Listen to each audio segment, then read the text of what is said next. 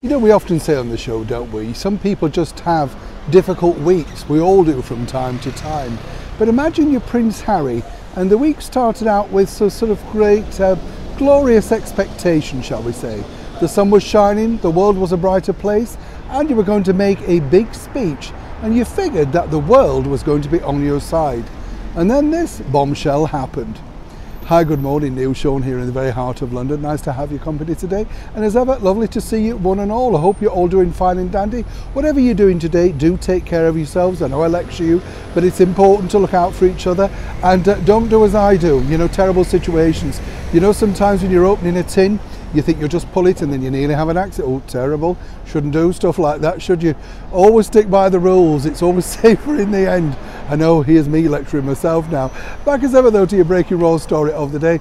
This particular story is very sad actually in many respects, because when you think about it, as I say, you know, Prince Harry started off the week, he was hoping everything was going to be fine and dandy. He had that big speech to give, and then of course, you know, sadly for him it wasn't exactly well attended.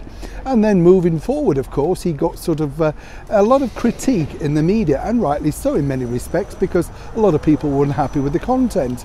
Many people were saying, of course, well look, you know, he was getting paid to make that speech, and as ever we have to say allegedly, and it was going to be for content for his forthcoming TV series. Again, totally unsure about that, because when you think about it, really, what would they have possibly got from that particular event? Not much at all, really, when you study it.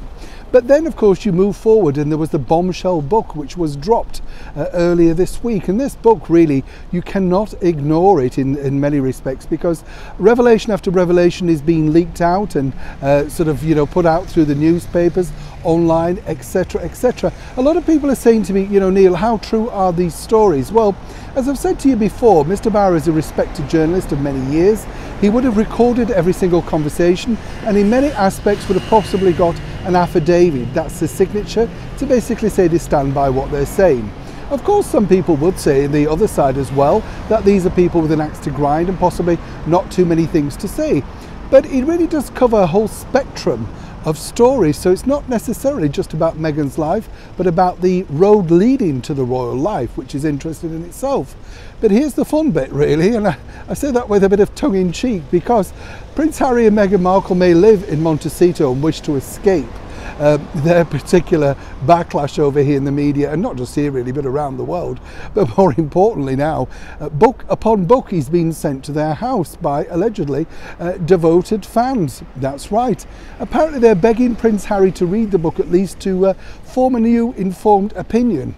Now, according to a very good source out in California, Montecito, you know, they are being deterred from being delivered. Not quite sure exactly how many have been sent over right now, but it must be very alarming when you consider that obviously people do care about Prince Harry, and there are some fans over here that are still very, very fond of him, given, you know, his, well, shall we say, growing up over here in the United Kingdom. People had a lot of respect for him. Sadly, that's gone, and so what they're hoping is that if he picks up, reads the book and some of the revelations, it may at least ask some leading questions. As ever, truly, will that be the case? When I know more, you'll know more. Oh, and by the way, Harry, I'm not sending you a book. I'm too tight. I'm a northerner. You'll have to buy it. Neil Sean in the very heart of London.